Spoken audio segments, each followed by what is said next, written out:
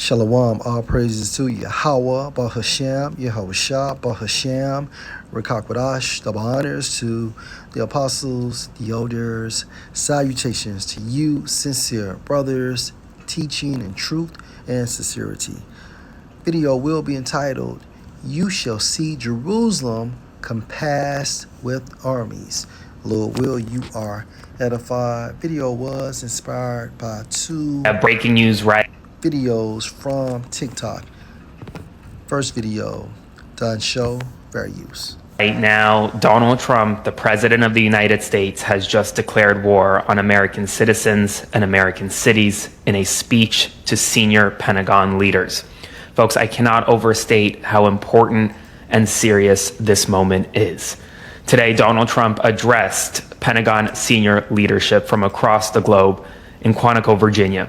And his speech highlighted how the real threat, according to him, is within the United States of America, openly declaring war on American cities across the country, openly declaring war on what he perceives as domestic threats from American citizens.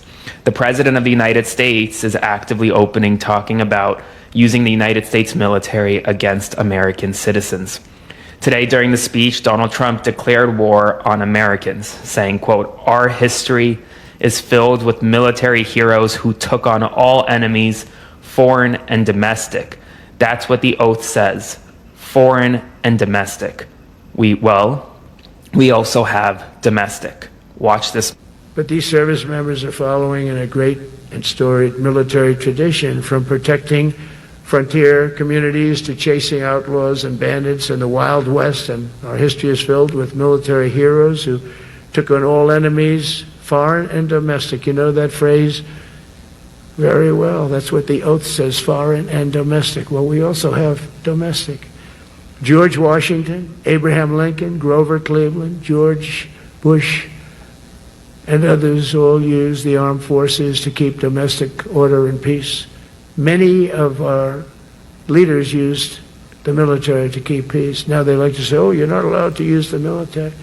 And you know what the people say? The people in those cities where they're being raped and shot and beat up, you know what they say? We love the military. You ever see where they interview the people on the street?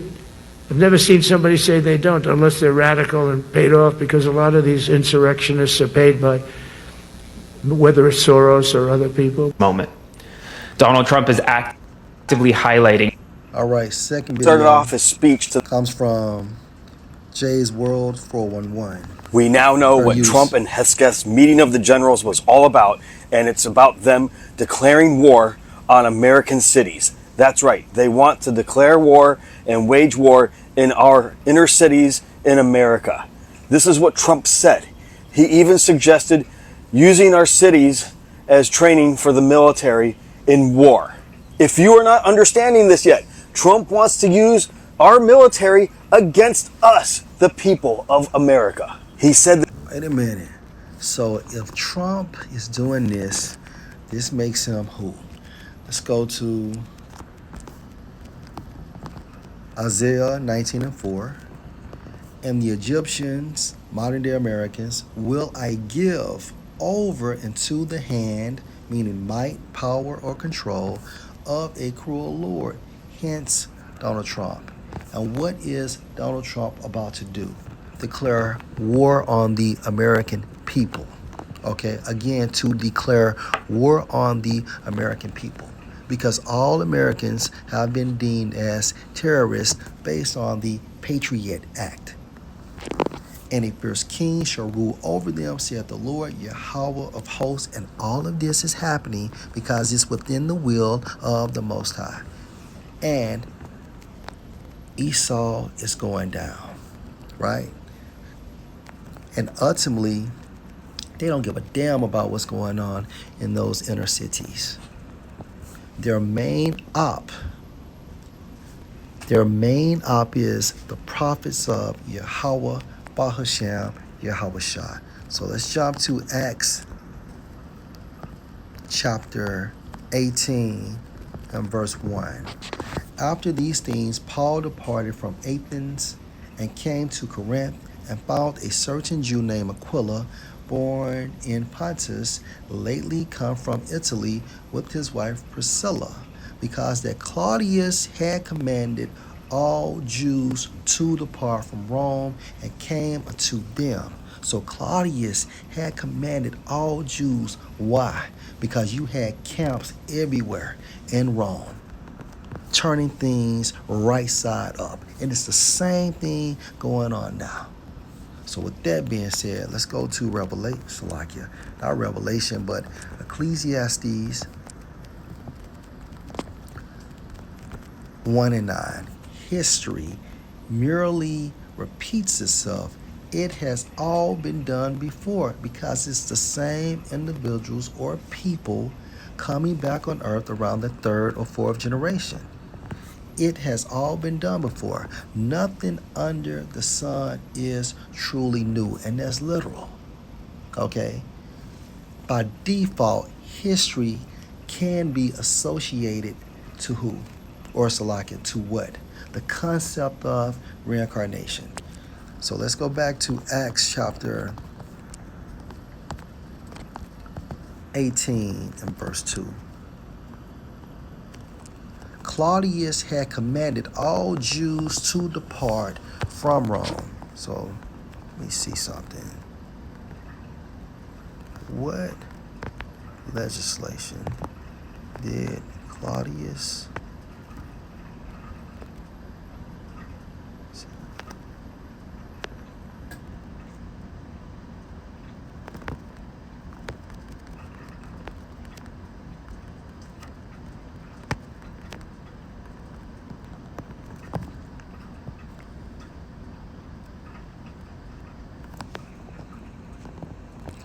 All right, so the Roman Emperor Claudius is believed to have expelled Jews from Rome during his reign, 41 through 54 AD, but there is no surviving official Roman legislation like an edict text that fully documents this order.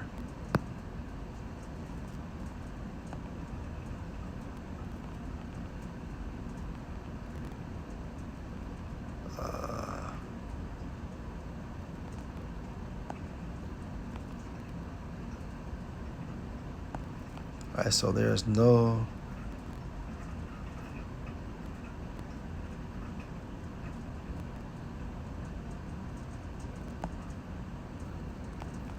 All right, so it was an order. The order was likely temporary and aimed at quelling unrest, not full-scale persecution.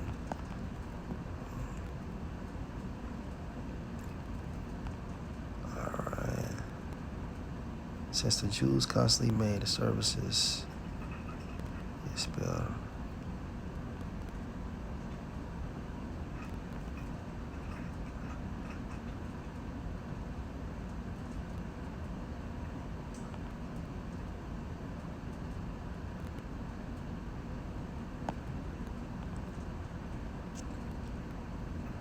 Okay.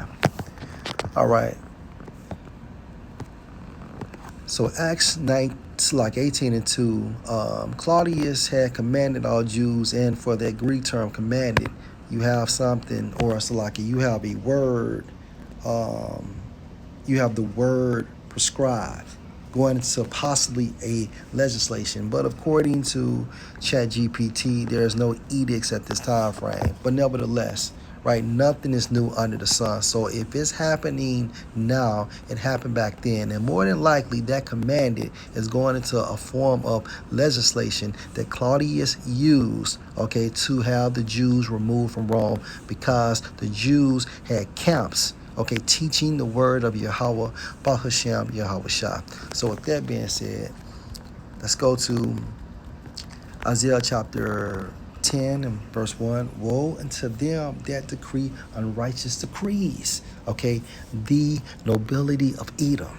All right, they decree unrighteous decrees. All their decrees or legislation is designed to oppress the people for the attainment of the new world order. And guess what? The nobility of Edom controls Congress. All right, so how is a bill created?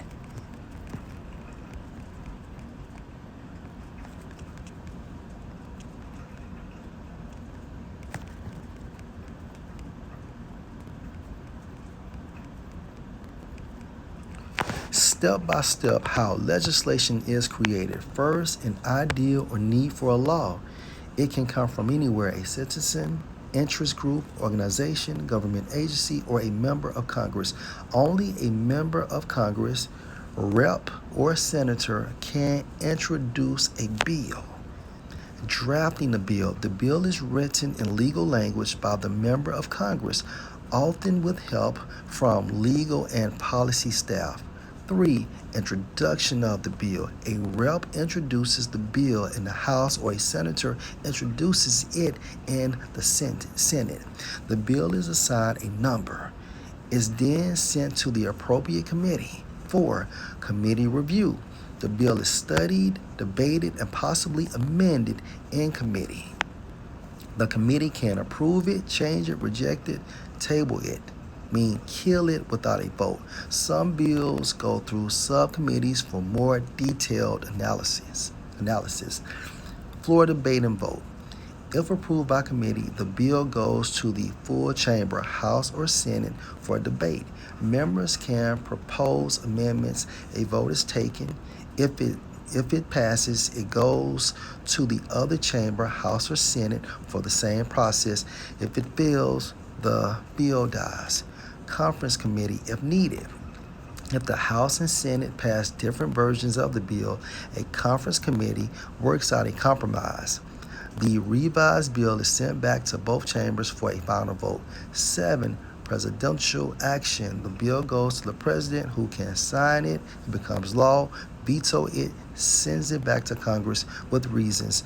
Do nothing for 10 days while Congress is in session. It becomes law automatically. Pocket veto.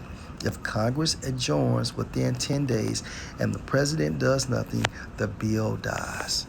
So in a nutshell, this is step by step how legislation is created. And again, the nobility of Edom controls who?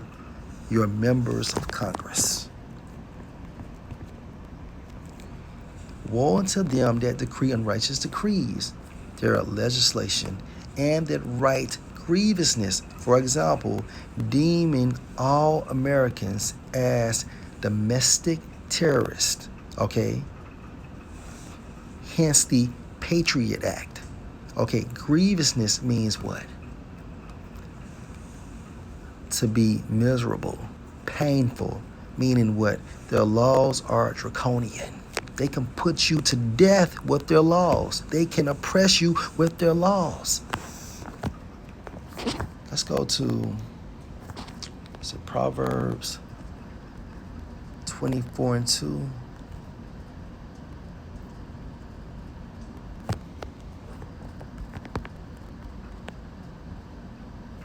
Proverbs 29:2. When the righteous are in authority, the people rejoice. And we will see this, okay, in the rulership of Yahushua and the 144,000. But when the wicked bears rule, the people mourn. The people mourn. The people are mourning right now. Okay, go to your comment boards and look how people in America and outside of America are mourning and criticizing this rulership, criticizing the world. So again, when the righteous are in authority, the people rejoice, but when the wicked bear rule, the people mourn. Let's go to Luke chapter 21 and 24.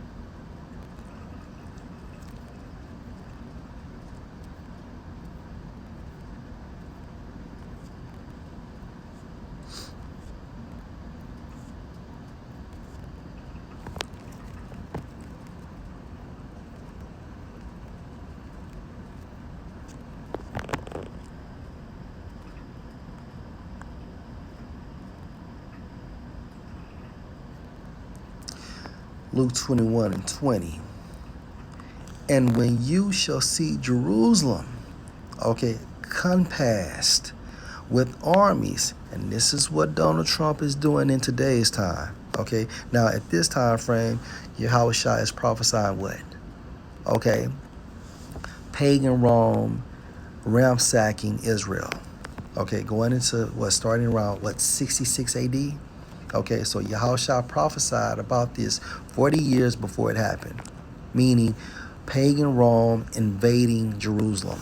Okay, so verse 20, and when you shall see Jerusalem compassed with armies, then know that the desolation thereof is near. All right, and Donald Trump has declared war on American inner cities. And who lives in the inner cities? Okay, you have Jake, right? And remember, people, this is in the book of Second Maccabees 5:19. Nevertheless, the Most High did not choose the people for the place's sake, but the place for the people's sake. All right. So the same thing is about to happen now. We're seeing Jerusalem compassed with armies in the spirit. And pretty soon you're going to have Trump's American military doing what they do, because desolation thereof is near.